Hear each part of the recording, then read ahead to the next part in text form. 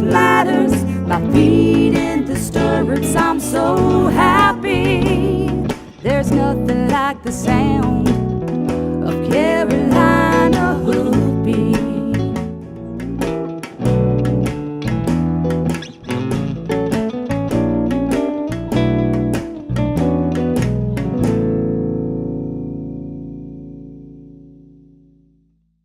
We're here at the Bar T Ranch today with Jim Thomas, and Jim Thomas did our judges training for the North Carolina Horse Council's Extreme Trail Challenge.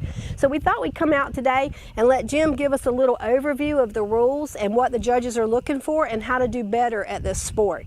So Jim, you want to tell us a little bit about what we're going to learn today? I would be tickled to death. What we're going to talk about today, and this is more for the rider than it is the judge himself, but a lot of times we go to events and we're just kind of having that wonderment, what is the judge looking for? What's going to score me the points? And how am I going to successfully get through the day? A lot of times we do an obstacle and we watch someone else do the obstacle, and then it's a big confusion. Well, I thought I did it just like that other person did. But I'm kind of going to talk you through, and we'll use this water obstacle right here to start with, talk you through the steps and what the judge is looking for in approach, completing the obstacle, and departure. So there's all three places that the judge is looking at, okay? So first thing, what the judge would be looking, whatever designated gait that the horse is supposed to be in, whether it be a walk, trot, canter, or lope, as he approaches the obstacle, is the horse in that gait? And is it a relaxed gait? Is it on a loose rein? Is the horse running away? Horse out of control? Whatever the situation. And then as we approach the obstacle, does the horse come down at a nice even down slope to the obstacle? Is it a slide and stop? Is he running through the reins? All of that is about horsemanship. It's about communication between the horse and the rider. So as he approaches it, we normally want to identify the obstacle to the horse, who kind of points to the horse as to what the obstacle is. Now the judge is going to start looking at the resistance, and regardless of the horse, every horse is going to display a certain amount of resistance. Now some of it you may not even notice, but the judges are looking for it. The head's going to go up, the ears are going to go forward, the ears are going to get big, or the horse is going to start looking for an exit, either left or right, to avoid it. Here the judge now is looking at communication from the rider back to the horse in keeping the horse on track and where they're headed.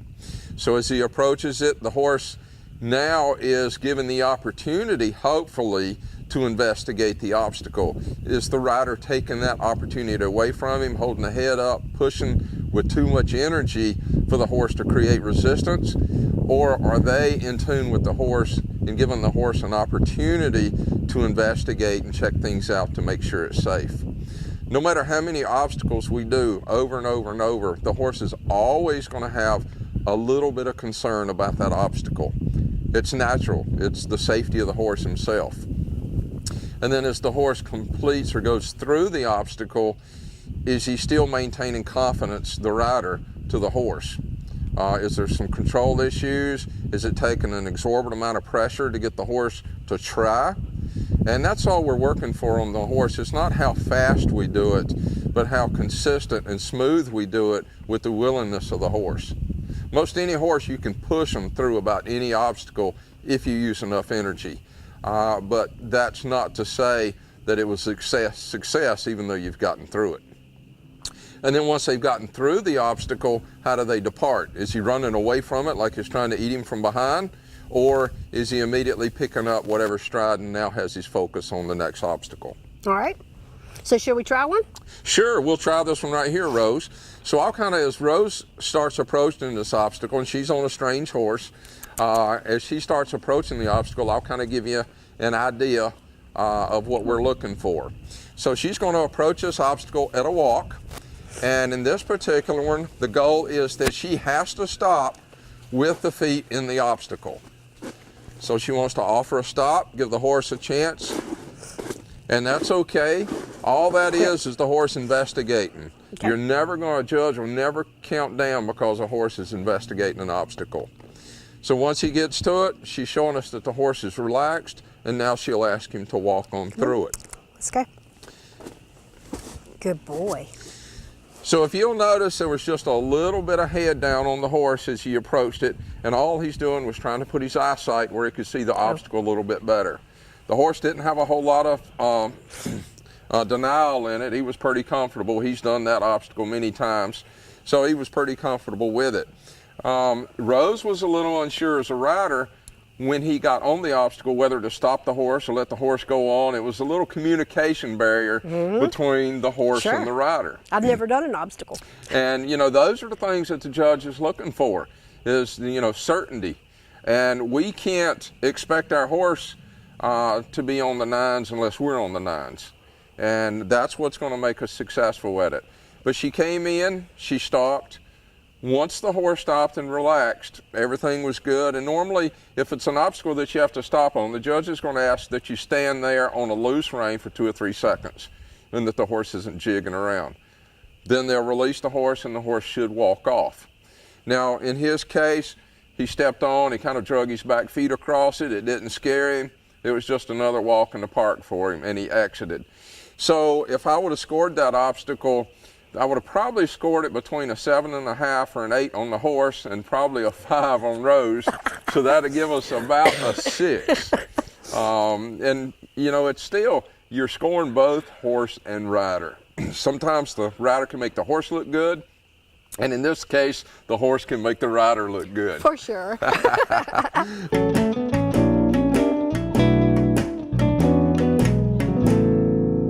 This is Paul Dunn from Mule City Feeds. We've been delivering horse feed to Eastern North Carolina since 1981. And not only have we been delivering it, we've been leading the industry so far as compliance with state North Carolina and giving the best quality product possible. We test everything that comes in from the local farmers. We do quality assurance and we deliver the product. Give us a chance. Your neighbors giving us a chance. We'd like to have your business here at Mule City Feeds. Also, when you deal with the big feed companies, you might have to wait 4 or 5 days just to get the feed. Give us a call and you'll be shocked we'll deliver in an hour. We're your neighborhood source for everything you need from your farm to your home. At Harper Sales and Service, a division of Harper Landscaping, we can cater to all your mowing needs. Whether you need to start out with a beginner series for those smaller lawns, you can work your way all the way up to a 0 turn and even get into those bigger areas where you might have an acre or 2 or more. My animals depend on me, and I depend on Harper Equipment Sales and Services to keep me running. From my weed eater to my tractor, they can fix it all. When you look for Harper Landscaping, it's no sweat.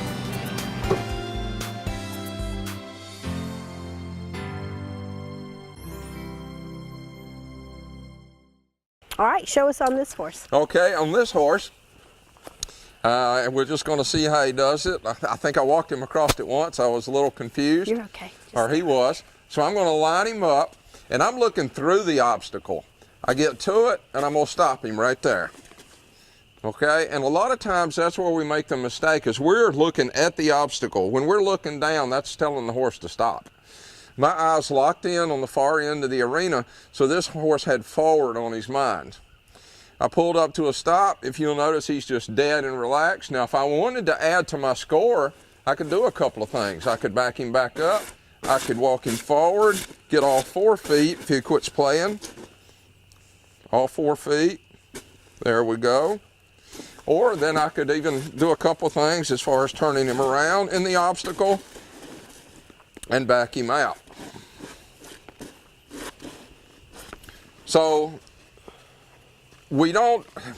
I'm not using the word showboat, but we can show more confidence in the horse by doing certain things that we just did right there, and it just kind of helps out.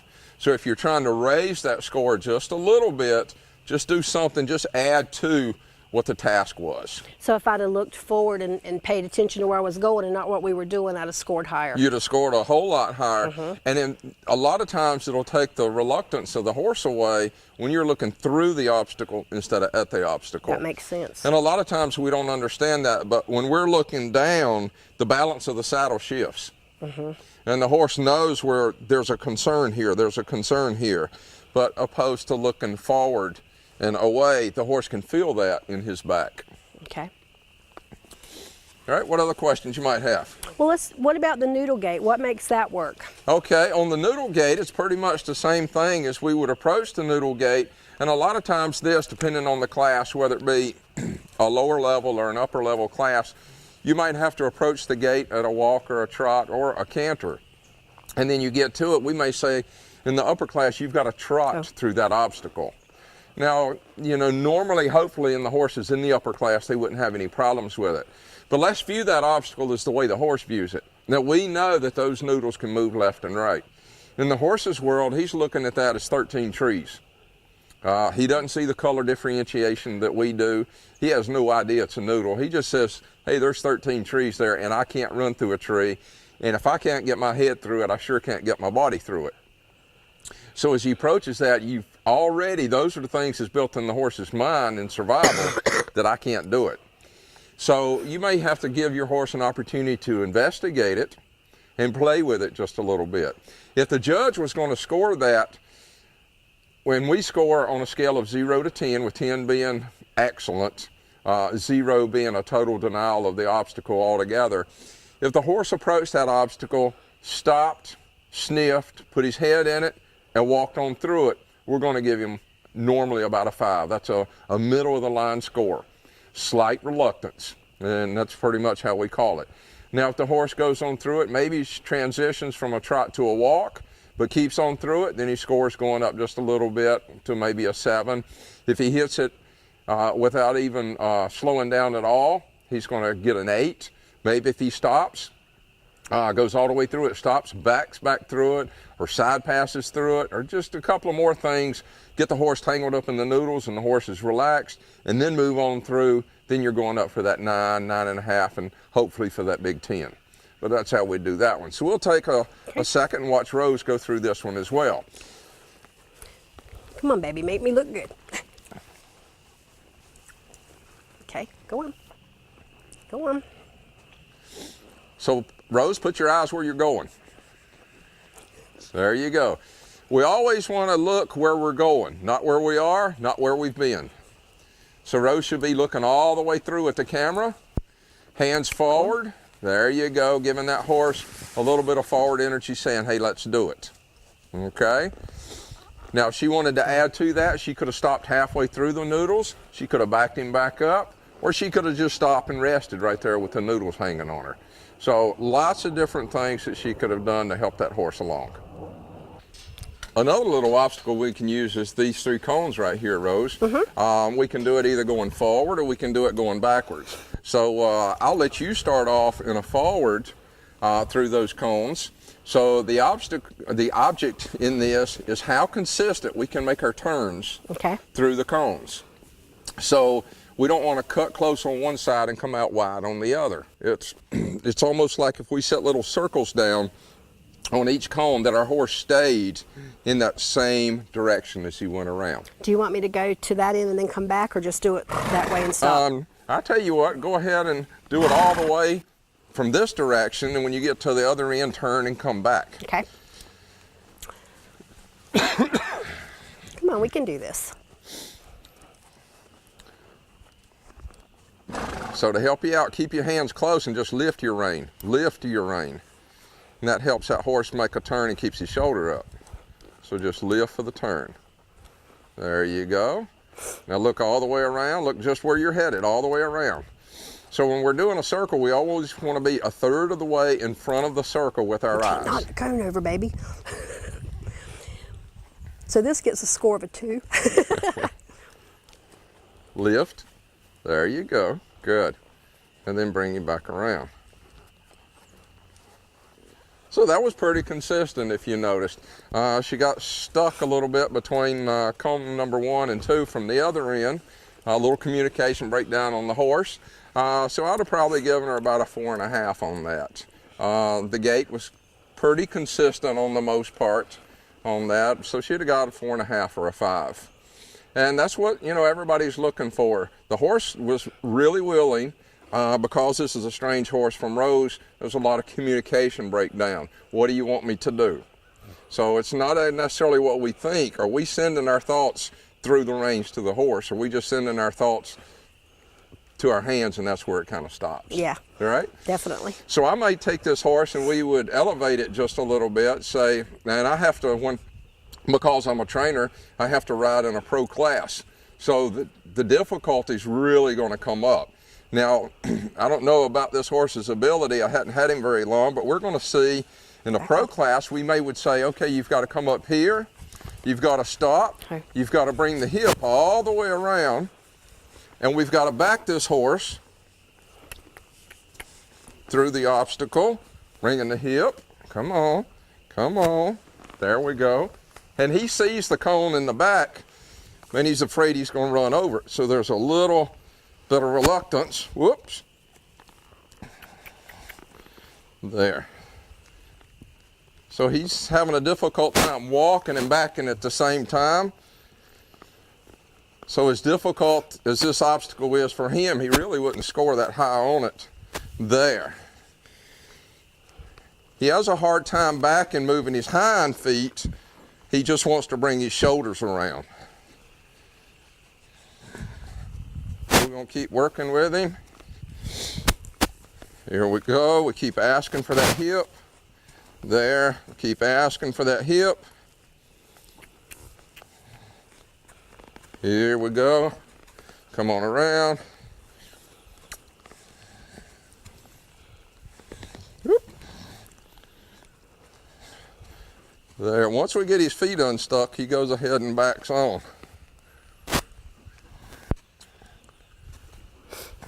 There. We'll bring his shoulders through. There. We've just had this horse here. This is like the second or third ride on this little horse, so he's doing a good job. So that's kind of how we would do the cones.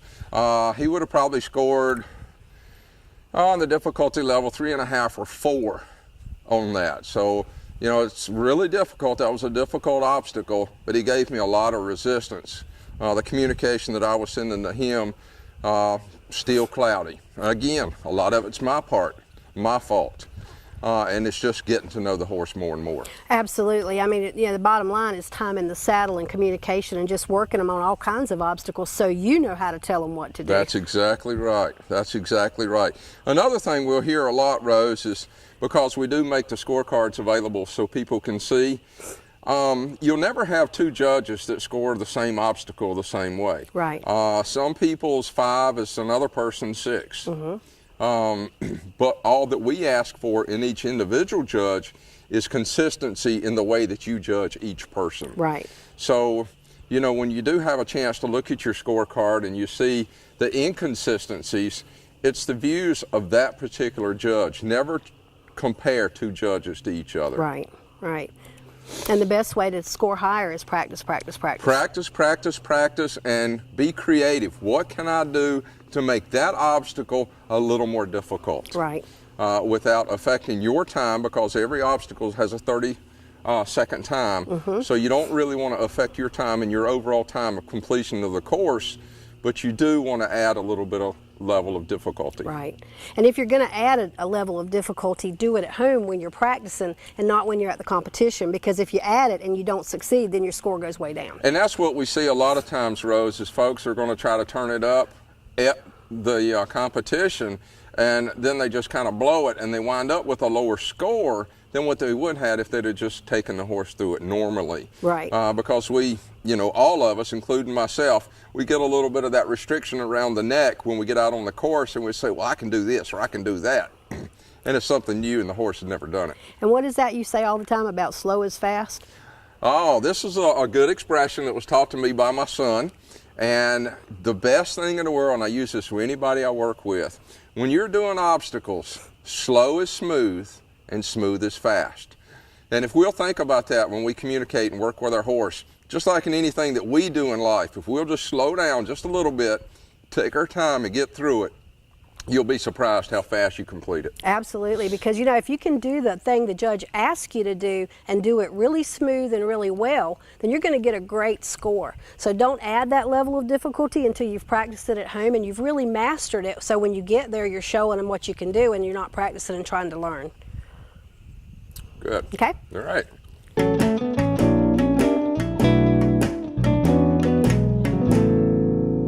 People from around the Triangle come to Carolina Barbecue of Garner off Highway 70 because they know what they'll get. Authentic Eastern North Carolina chopped barbecue, Southern fried chicken, hush puppies, Brunswick stew, and more. But did you know that they'll come to you? For your next backyard party, company event, graduation party, weddings, rehearsals, or any other occasion, you bring the people, and Carolina Barbecue of Garner will bring the pig. Call 773-0222. Follow me to Carolina Barbecue. I chose Mahindra because it's the best tractor in its class, period. Right now, Mahindra has the best deals too, like 0 interest for 84 months, or up to $4,500 cash back and a 5-year warranty. You could lift just about anything with that thing. It has never let me down. I would definitely recommend the #1 selling tractor in the world, Mahindra.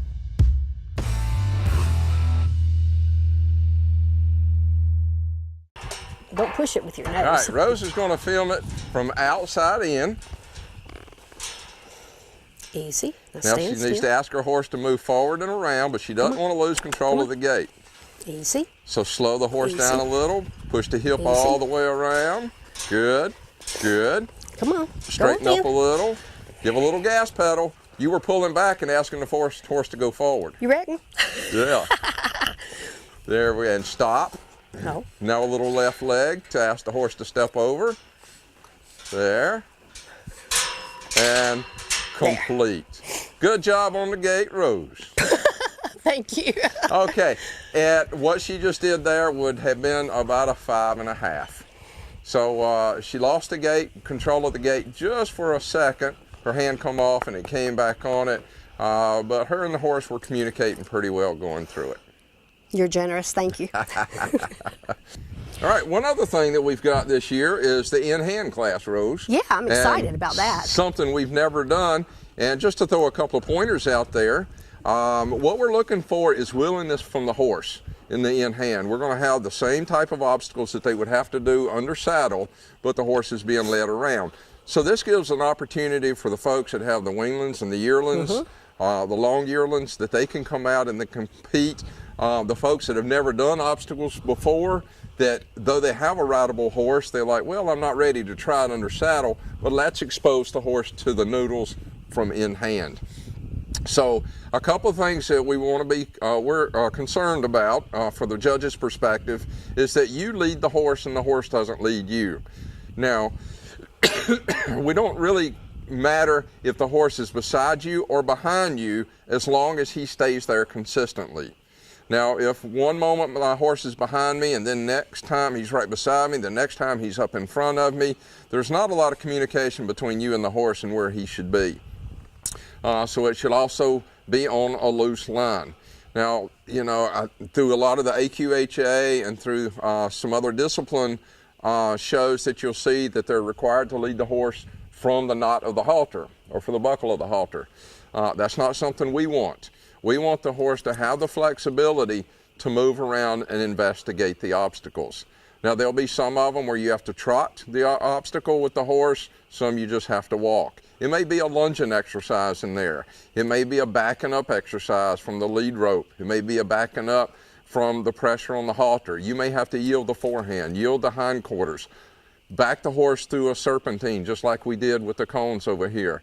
All kinds of things that you can imagine under saddle, we're going to do it in hand as well. So we're really excited about that point this year. Absolutely, and when you do a horse in the in-hand classes, you're not allowed to ride that horse through the obstacle challenge because that wouldn't be fair to everybody else. So you have to declare whether you're going to do this horse all year in hand or you're going to do him in saddle. Okay, good. And a great opportunity for folks with minis out there. You know, if you're looking for something else to do with your mini, this in-hand obstacle course will be great fun for you. Sure.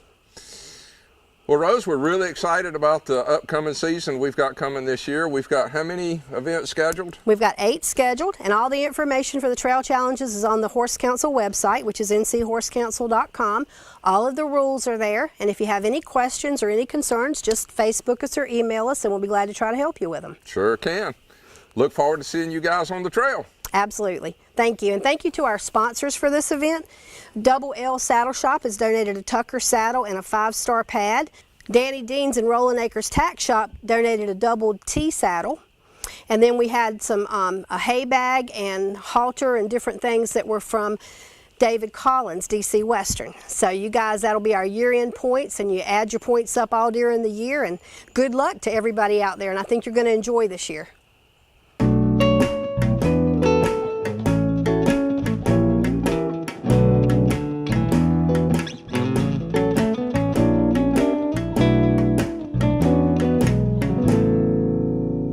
My name is Scott Brookins, and I am the owner of Brookins Construction and MD Barn Master of the Carolinas. At MD Barn Master, we have the best warranty in the business. We have a variety of designs to choose from. Our barns are easily customizable to meet your needs. We have financing available to those who qualify. Our barns are fire resistant, and they hold their value with little maintenance. Let us build your dream barn for you today.